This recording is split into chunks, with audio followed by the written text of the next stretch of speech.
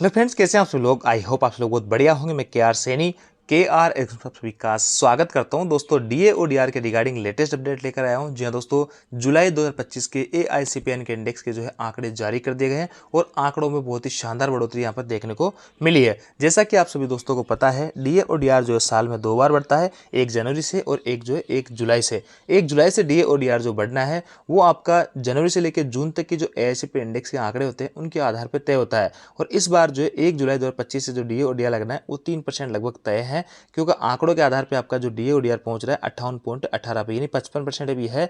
3% की बढ़ोतरी आपकी जो है अगले महीने सितंबर में अनाउंसमेंट कर दिया जाएगा और अक्टूबर की सैलरी में विद एरियर आपको भुगतान कर दिया जाएगा। तो ये तो हो गए जून तक के आंकड़े। अब देखिए दोस्तों, जुलाई से लेकर दिसंबर तक के जो आंकड़े आएंगे उनके आधार पर डिसाइड होगा आपका 1 जनवरी 2026 से लगने वाला डीए और डीआर। तो अब जुलाई का यानी पहले महीने का रिपोर्ट यहाँ पे आ चुकी है और पहले महीने में बहुत ही शानदार बढ़ोतरी यहाँ पे देखने को मिली है। तो देखेंगे क्या कुछ है और ऑनलाइन डीए कैलकुलेटर के माध्यम से पता करेंगे कि डीए और डीआर जो है जुलाई का मिलाने के बाद में कितना पहुंच चुका है। और ऐसे आप जो है आंकड़ों में बढ़ोतरी होती है तो आपका डीए और डीआर अच्छा खासा आपको मिल सकता है। एचसीपीसी पे सीधा इसका प्रभाव पड़ता है, उसके रिगार्डिंग में बात करेंगे। सबसे पहले मैं आपको रिपोर्ट दिखाता हूँ कि कितने जो आंकड़ों में यहाँ पे बढ़ोतरी हुई है।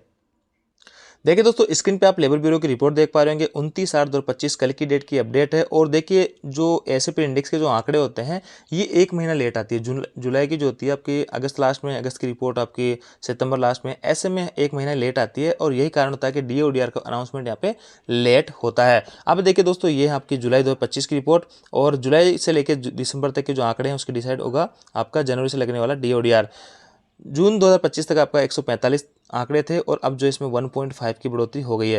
देखिए जो बढ़ोतरी इसमें कमी भी हो सकती है, फ्लैट भी रह सकता है। ये डिपेंड करता है कि इस पर्टिकुलर महीने में महंगाई के हिसाब से रही। अगर महंगाई ज़्यादा थी, इन सब चीज़ों को देखा जाता है, इनका अगर रेट बढ़ता है तो यहाँ पे आंकड़ों में बढ़ोतरी होती है। इनका रेट फ्लैट रहता है तो आंकड़े आपको स्टेबल रहते हैं। इनका रेट अगर डाउन होता है या महंगाई कम होती है तो यहाँ पे आंकड़ों में कमी भी देखने को मिल सकती है। तो आंकड़ों में जितनी ज़्यादा बढ़ोतरी होगी यानी उसका मतलब है महंगाई उतनी बड़ी है और आपका महंगाई भत्ता भी उसी अनुपात में बढ़ता रहता है। तो यहाँ पे आंकड़ों में 1.5 की बढ़ोतरी हुई, अच्छी खासी बढ़ोतरी आप इसको मान सकते हैं। अब अपन ऑनलाइन डीए कैलकुलेटर के माध्यम से देखेंगे कि अब जो है इसको जुलाई वाले आंकड़े डालने के बाद में डीए और डीआर कितना निकल के यहाँ पे आ रहा है।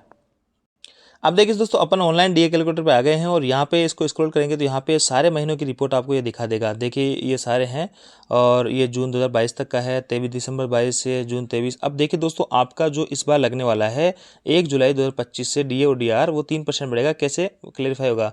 देखिए यहाँ पे जनवरी से लेके और आपके जून तक का आंकड़ों के आधार पर 145 इंडेक्स के आंकड़े आ रहे थे, जैसा कि आपने देखा।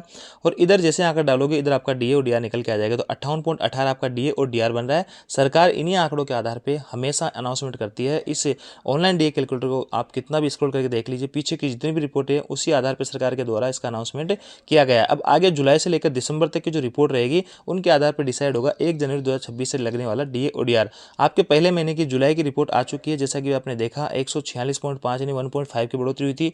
इसमें 146.5 अगर आंकड़े डालते हैं तो आपका डीए और डीआर निकल के आ जाएगा 146.5। तो ये देखिए 58.52 पे आपका जो है डीए और डीआर पहुंच चुका है। देखिए यहाँ पे हमने जैसे जुलाई के आंकड़े डाले, यहाँ पे 58.52 पे आपका पहुंच चुका है। ये तो आपका फिक्स हो गया, यहाँ से आपका लॉक हो गया कि 3% आपको बढ़ना है। 58% डी और डी आर हो जाएगा। सितंबर के महीने में अनाउंसमेंट होगा, अक्टूबर के सैलरी में 3 महीने के एरियर के साथ में आपको भुगतान कर दिया जाएगा।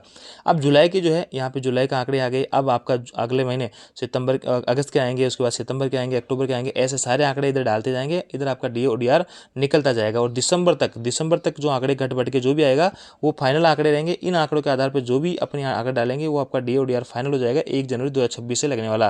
तो ऐसे में आंकड़ों में पॉजिटिव बढ़ोतरी हुई है। तो यहाँ पे देखिए 0.52 की 18 से 52 हो गए हैं, तो इसमें इंक्रीज हुआ है। तो जैसे आंकड़ों में बढ़ोतरी होती है आपका डी और डी आर भी बढ़ता जाएगा। तो यहाँ पे ये थी अपडेट आपके डी और डी आर को लेकर। अब देखिए दोस्तों, महंगाई भत्ते का सीधा सीधा प्रभाव पड़ता है आपका 8वें वेतन आयोग पे। और कोई सा वेतन आयोग हो, डीए और डीआर जितना अधिक होगा आपका फिटमेंट फैक्टर उतना ही अधिक निकल के आएगा।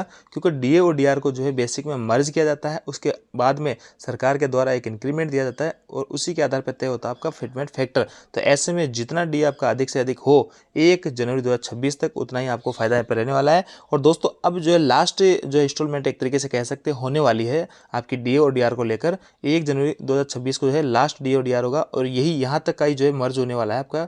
उसके बाद में 0 से स्टार्ट हो जाएगा वापस और 8वें वेतन आयोग के अंदर आप सभी लोगों की सैलरी हाइक होने वाली है। देखते हैं कितना फिटमेंट फैक्टर आप लोगों को मिलता है। तो ये थी दोस्तों अपडेट। आयोग जानकारी आपको अच्छी लगेगी, वीडियो आपको लाइक दोस्तों के साथ शेयर जरूर करें। Thank you.